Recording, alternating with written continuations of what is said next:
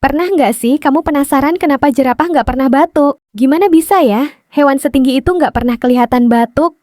Jadi gini, jerapah itu punya tenggorokan yang panjang banget.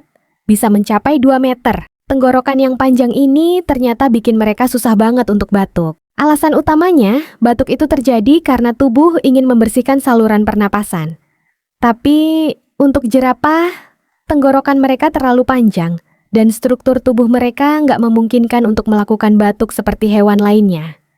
Sebagai gantinya, jerapah lebih sering membersihkan tenggorokan mereka dengan cara mengunyah atau menggerakkan leher mereka secara perlahan untuk mengeluarkan kotoran atau debu yang mungkin masuk. Jadi, meski kita jarang melihatnya batuk, jerapah tetap punya cara unik untuk menjaga saluran pernapasannya tetap bersih.